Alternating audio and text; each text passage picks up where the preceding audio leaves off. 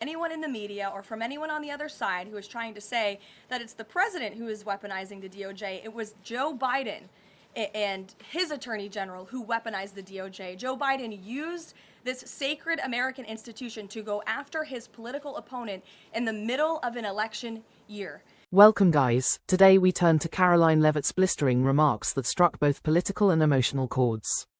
She praised Charlie Kirk, Charlie's widow, for showing remarkable mercy and strength in the face of tragedy, holding her up as a model of grace compared to what she described as Democrats' shameful lack of decency.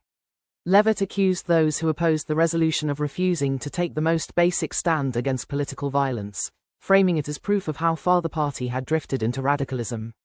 That it's the president who is weaponizing the DOJ. It was Joe Biden and his attorney general who weaponized the DOJ. Joe Biden used this sacred American institution to go after his political opponent in the middle of an election year. And you look at people like Adam Schiff and like James Comey and like Letitia James, who the president is rightfully frustrated. He wants accountability for these corrupt fraudsters who abused their power, who abused their oath of office to target the former president and then candidate for the highest office in the land.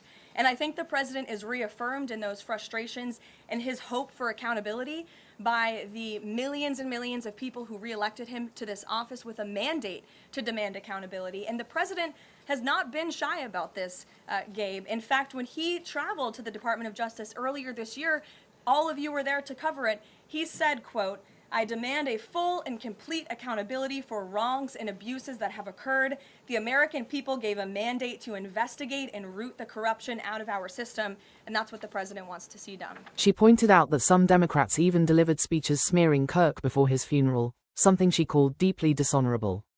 Tying it all together, Leavitt warned that rising political violence is no coincidence, linking it to left-wing groups she claimed have used intimidation and attacks against conservatives for years. This past Friday, 58 House Democrats voted no, and 38 voted present on a resolution that simply stated, condemning in the strongest possible terms the assassination of Charles James Kirk and all forms of political violence.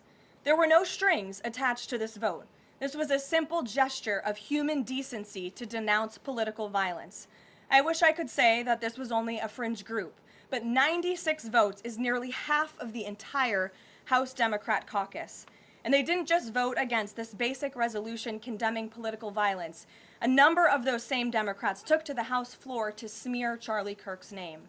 The man wasn't even buried yet, and Democrat members of Congress were denigrating his memory on the floor of the House of Representatives.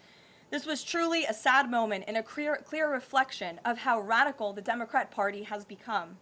Many Democrats in elective office have now been totally captured by a radical fringe of the far-left base who want to dehumanize every person they disagree with. We must continue to call this wickedness out. It's the only way that our nation can heal. For too long, past leaders have offered platitudes while political violence has been allowed to fester and harm innocent Americans.